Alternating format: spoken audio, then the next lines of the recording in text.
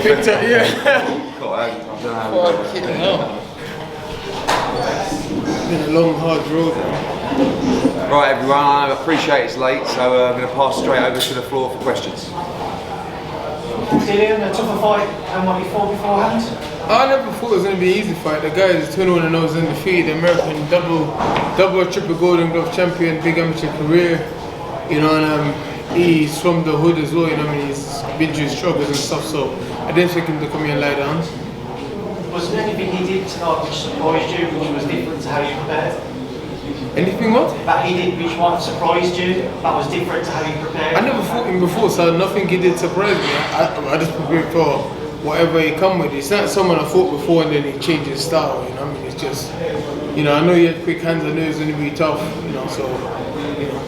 He was raging on social media saying he was wrong. What do you think of that stuff? Listen, these guys always say stuff, man. It is what it is. You know, he can say whatever he wants. I don't know why would he be so bitter to say that. You know, but he's what he is. He's a competitor, and he feels like that's what he feels. That's what he feels, isn't it?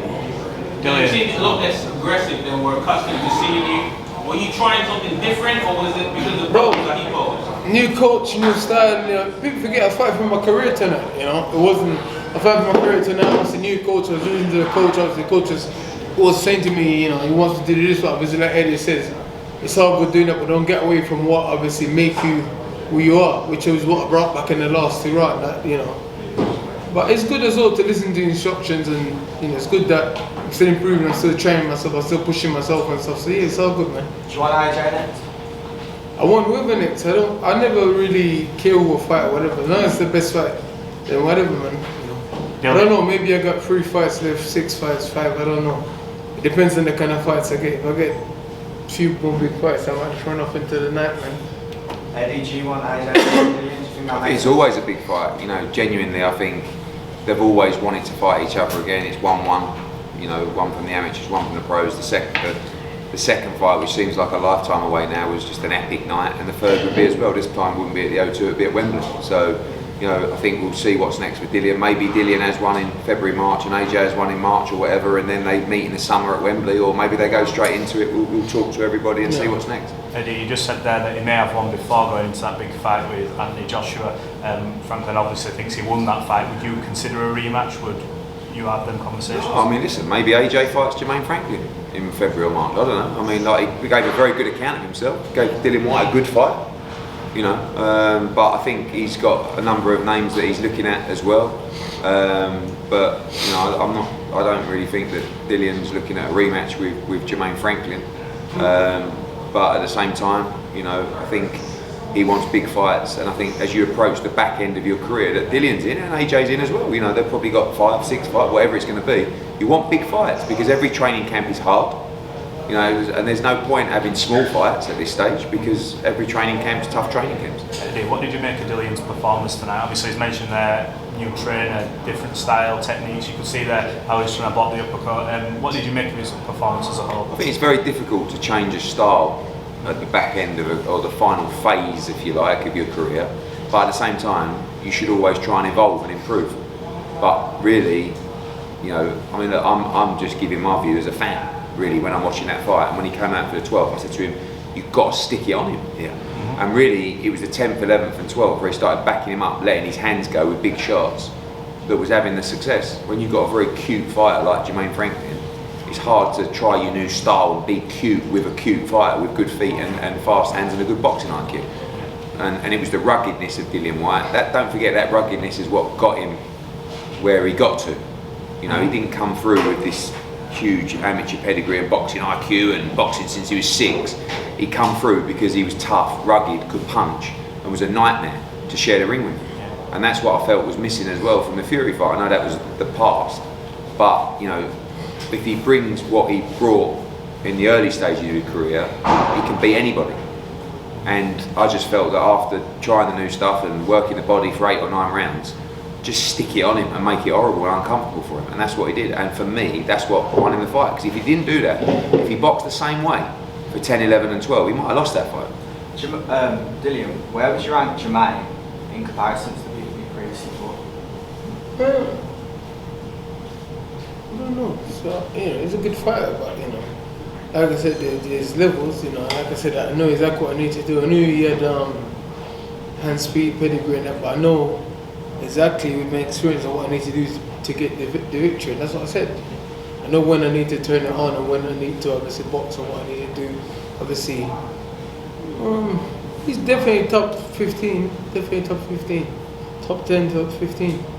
Dillian, there was a strong reaction online from people who felt Jermaine had maybe done enough to be successful to have his hand raised instead. I don't imagine you've had a chance to look yourself, but if you do go online and you see that reaction, do you think that might sway your decision to potentially look at a rematch? Why do you keep getting about this rematch? Are you part of Jermaine Franklin's team? So stop talking shit about rematch and relax, man. Listen, it was a fight. They're almost close fights as they've been in boxing. Do you not say, oh, this guy should have a rematch, that guy should have a rematch? You just chatting shit, man. Just relax. It was a close fight. I won clearly, so why would I consider a rematch? You didn't win. Okay, no worries, Dimitri. All the respect, you're great. Anyway, listen, relax, and the interview is not about you, man. Calm down, man. You don't want to get face serve again, relax, man. Eddie, how did you score the fight? I thought Dillian Whyte won the championship rounds to win the fight, 115, 130. When I got in the ring, I said to Dillian, I said, it's close. I said, I think you got it, but it's close. And he went, no, it's not close. I said, I'm not going to lie to you. I feel like he needed to win those. Yeah, I feel like he needed to. I thought there was a lot of rounds that Jermaine Franklin just outworked him in the early stage of the fight. But he never really, he may have, Dillian can confirm, may have buzzed Dillian at the end of the 9th with a decent shot. But no, landed a good overhand right. Yeah, it was good. But that was it really. Like I didn't feel like he hurt. I thought Dillian's body work was excellent. I thought Jermaine Franklin's shorts were up around his tits. Yes, really, to be honest with him. But it was mud. But his body work was outstanding throughout the whole fight. But he needed to win those rounds, in my opinion, to win the fight. And having done that, like, are you saying that you didn't give him 3 rounds from 1 to 9, or 4 rounds from 1 to 9? I did. So 115, 113, I felt was the right. 116, 112, I do think was a bit wide, in my opinion. But if you're scoring it 115, 113, why not 116, 12? But it's a fight that I understand people thought it was a very close fight. If it's not AJ next, would you want Deontay Wilder finally settled up? Deontay Wilder fight's not going to happen anytime soon. He's fighting under the rules next, so there's no point in you guys even saying, what am I going to do? He's already confirmed he's fighting under the rules, so he's not going to pull out of that fight to fight me. If he didn't fight me for 3 years, what's he going to pull out of that fight to fight me? And that fight gets him back to the world title. It doesn't make sense. Dillian, Eddie's mentioned here, obviously you're on sort of the back stretch of your career and you've got maybe 3 fights left, something like that. So for you, obviously it's about earning the most money and obviously setting yourself up. So for me, it is to get back to championship title contention and to try and avenge my 2 losses, man. I've avenged one already. Sorry to interrupt, going back to the earlier rounds, you came out slightly slower than you usually do. Like Eddie says, you really had to up the gears in the later rounds to win. Talk to us and tell us why those first few rounds you came out slower than you usually do. Listen, I'm coming up for a stop on my feet. I was fighting for my career tonight. I'm fighting someone who's young, hungry. Obviously, he's been through his struggles, similar struggles to what I've been through. So obviously, I expect he was going to be sharp. He had that nervous energy early, and I've fought enough guys now to understand that, I don't need to go out and try and match him for this, match him for that early. I know when to work, what to do, how to apply the pressure a certain way, and obviously kid him out of the fight and do stuff like, okay, that doesn't matter, whatever, I'm right here, I'm right in front of you, and do what I need to do to get a victory. So, like I said, listen, I did lose tonight. The interview that we're doing now will be a lot different. I'll be saying to you guys, thank you for your support. I'll see you guys sometime in the future. So. A move that you often do is a double jab. A stiff double jab is one of your major moves that you used to get inside. But what we noticed earlier on in the fight is that you were trying to get inside earlier. You weren't really utilising that. What were your corner telling you to do when you were coming back out in each round? But it was just like, stay in the fucking jab, man. Don't get hit with no bullshit, man. So don't get hit with no stupid shit. Stay in the jab. I'm still a fighter. Like I said, listen, I'm a lion. I'm a hunter. I'm a fighter. So sometimes you can get caught up in wanting to fight and do the things you've been teaching or whatever. It can happen. So that's all it was. You can sit here and tell you 10 million excuses, but the simple fact of the matter was, I was a bit to and fro with my mind and my brain and my heart. But to end it on a compliment, what I will say is that I noticed that your feet have improved dramatically. And that's the final thing from me. We're trying. You know, like you said, a lot of fighters don't change at the stage of their career. That shows look at the person I am. I'm still changing at this stage of my career. I'm still getting better, so, you know. Dillian, your reaction to Woodley's knockout win? Two? Fabio's knockout. Yeah, I'm proud of him, man. I'm proud of him, you know, obviously. I got one question with Fabio, he starts too slow early, man. You know, he can stance all these guys. I think Fabio will be a world champion. You know, I think he'll definitely be a world champion. We just need to get the right fights at the right time. You know, because early doors he can be a bit worrying, man. I hate watching him and Fabio just fight, man. It's the worst fight to have before I come out, because I was sitting in the changing room thinking, oh my God. I was so nervous for him, but my fight, I was like, oh yeah, whatever, it's time to go. I was breaking it for him. I was getting in the changing room. Really, Fabio Franklin down the line, maybe? Me? Yeah. Look, Fabio's got a long way to go, a lot of experience to consume. But I think he's a headline fighter now. He can defend that British title, maybe get in a position to fight for the European title as well. I think he's a good young star of British boxing. He's a very likeable guy, speaks very well, good looking kid, exciting, can punch. I think he's going to be a big household name. Dillian, will you continue your training at LA with Buddy McGurk, or will we come back to Portugal? Wherever Buddy goes, I'll go. Man.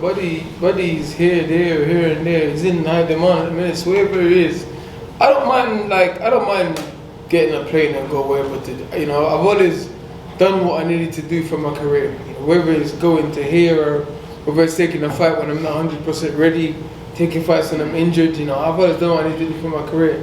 You know, a lot of people don't know that I see that, but you know, wherever it is and wherever they want to do. When you come back to Brixton? Yeah, I'll go back to Brixton, but Brixton is a bit mad right now for me, so I'm easy. I'll go back to Brixton. My mom lives in Brixton. You know, my family is in Brixton. My mom ain't moving from here. Last couple guys, let's go on. Showed some impressive catching on a lot of those shots, especially when he tried to counter. So like you made use of the cross guard. Was that specifically to protect against the uppercut, which has been a bit of a bane in your career? Is that something you and Buddy in particular thought was a simple protection? You know, I'm very good at analysing, analysing myself. And I always think, what's the quickest, most effective way to adjust this, you know what I mean? And that's why I made the change, you know. And then I went and speak to Buddy and he said, listen, your style is this, we just need to add this and this and this to change this. And obviously I haven't got a traditional boxing style. My style is a bit awkward and a bit weird and whatever, so we've added the Archie Moore style to it, you know what I mean? Because obviously so we don't need to worry about coming back to central. Listen, we can go here and punch from there, or go here and punch from there, as long as we're defensively safe. You understand? But he's very good defensive guy as well. Last one, guys. Anyone's got on? All good. Thank you very much. Well done.